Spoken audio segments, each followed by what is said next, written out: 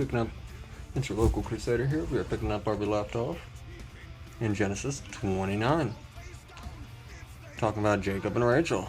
Now Jacob went on his journey and came to the land to the land of the east, to Laban. So he looked and saw a well in the field, and behold, there was 3 flocks of sheep lying by it. And for out of that well they watered the flocks, and a large stone was on the well's mouth. Now all the flocks would gather there, and they would roll the stone from the well's mouth and water the sheep, and put the stone back in its place, so on the well's mouth. So Jacob said to them, "My brethren, where are you?" And they said, "We are from Haran." And then he said to them, "Do you know Laban, the son of Nahor?" And they said, "We know him." So he said to them, "Is he well?" "He is well," they said. "Look, his daughter Rachel is coming with the sheep." And he said, "Is it still high day? Is it not time for the cattle to be gathered together? Water the sheep and go and feed them?" But they said, "We cannot until the shepherds are gathered together." And they said, "And they have rolled the stone from the well's mouth, then we will water the sheep." Now, while he was still speaking with them, Rachel came with her father's sheep, and for she was a shepherdess. And it came to pass, when Jacob saw Rachel, the daughter of Laban, his mother's brother, and the sheep of Laban, his mother's brother, Jacob went near and rolled the stone from the well's mouth and watered the flock of Laban, his mother's brother. Then Jacob kissed Rachel and lifted up his voice and wept. So Jacob told Rachel he was her father's relative and Rebekah's son.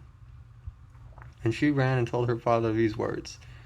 Then it came to pass, when Laban heard the report about Jacob, his sister's son, that he ran to meet him, and embraced him, and kissed him, and brought him to the house.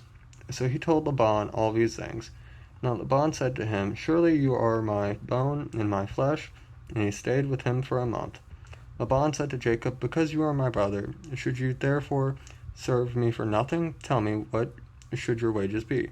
Now Laban had 2 daughters. The name of the elder was Leah, and the name of the younger was Rachel. Leah's eyes were delicate, but Rachel was beautiful in form and appearance. Looks like Jacob kind of had a thing for... never mind. I was going to crack a joke. Therefore, serving for nothing. Laban had 2, was Rachel. Leah's eyes were delicate, but Rachel was beautiful in form and appearance. Now Jacob loved Rachel, so he said, "I will serve you 7 years for Rachel, your younger daughter." So Laban said, "It is better that I give her to you than another man. Stay with me." So Jacob served 7 years for Rachel. Then they seemed only a few days to him because of the love he had for her. Then Jacob said to Laban, "Give me my wife, for my days are fulfilled, that I may go into her." Now Laban gathered together all the men of the place, and made a wedding feast. Thus it came to pass in the evening, and he took Leah his daughter, and brought her to Jacob, and he went into her.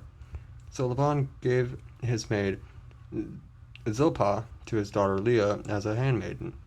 Then it came to pass in the morning, and behold, it was Leah. And he said to Laban, "What is this you have done to me?